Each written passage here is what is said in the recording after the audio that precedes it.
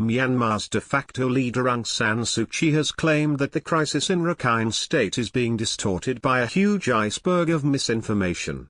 In her first comments on the latest Rohingya crisis, she said tensions were being fanned by fake news promoting the interests of terrorists. Ms. Suu Kyi made the comments in a phone call with Turkish President Recep Tayyip Erdogan. Her office said, "More than 123,000 Rohingya have fled Myanmar for Bangladesh in 2 weeks. The latest outbreak of violence has sent waves of refugees fleeing the country, which is also called Burma." The latest government statement said Ms. Suu Kyi told Mr. Erdogan that her government had already started defending all the people in Rakhine in the best way possible. Ms. Suu Kyi is quoted as saying, "We know very well, more than most, what it means to be deprived of human rights and democratic protection.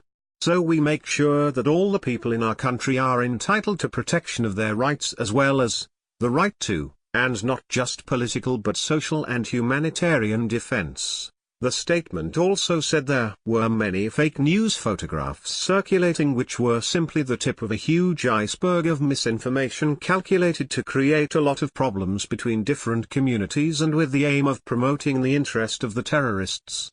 There has certainly been a large amount of fake news surrounding recent events. By the 5th of September there had been 1.2 million tweets talking about the crisis since refugees began flooding over the border, and many contain pictures purportedly showing a glimpse of the violence which has engulfed the region. The problem is, according to the BBC's Southeast Asia correspondent Jonathan Head, much of it is wrong.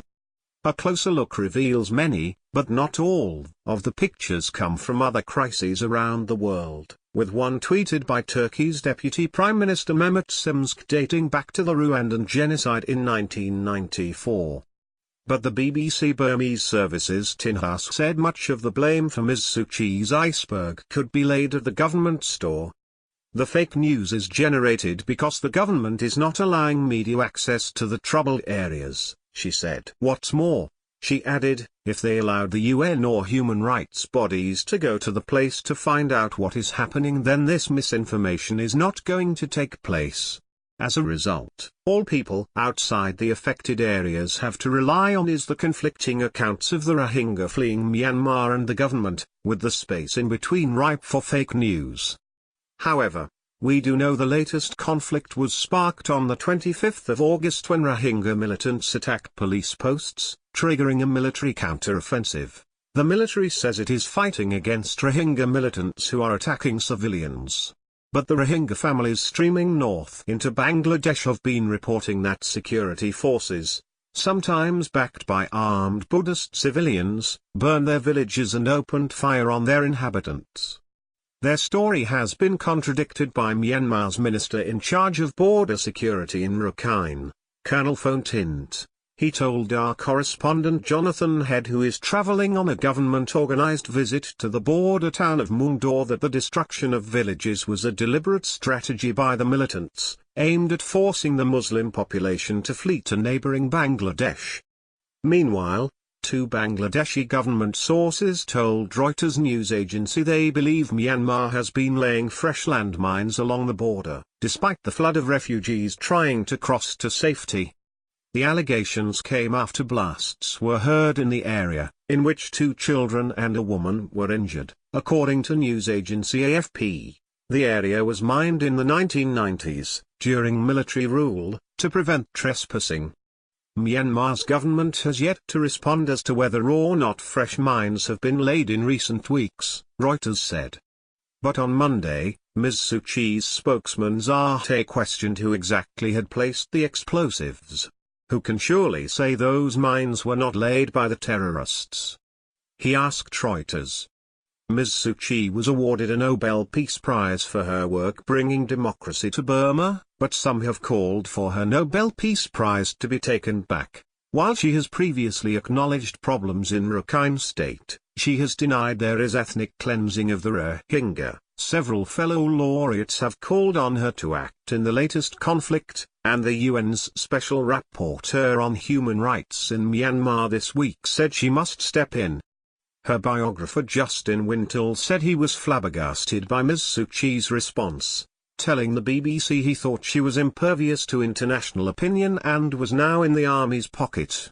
"She has achieved a lot and we shouldn't hide away from that fact," he said. "But then you get into a zero-sum equation where she won't stand up to the generals, then what's the point, quite frankly?" There have been outpourings of support from politicians like President Erdogan and Chechen leader Ramzan Kadyrov, among others.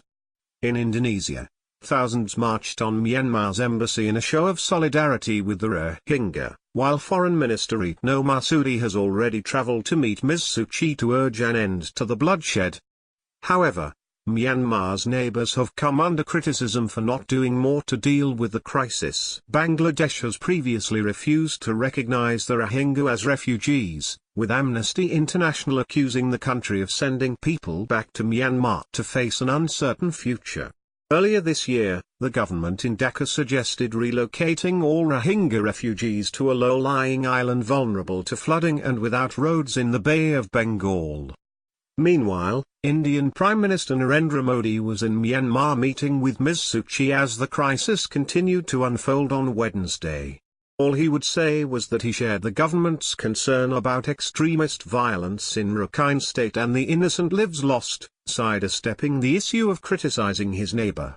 Ms. Suu Kyi, for her part, thanked Mr. Modi for his strength in regard to the terrorist threat her security forces were facing. Mr. Modi last month vowed to deport the 40,000 Rohingya living in India. Thailand appears to have a more welcoming stance towards the Rohingya, with Prime Minister Prayut Chan-o-cha telling reporters they were preparing for arrivals and will provide them with shelter like in the past, and send them back when they are ready.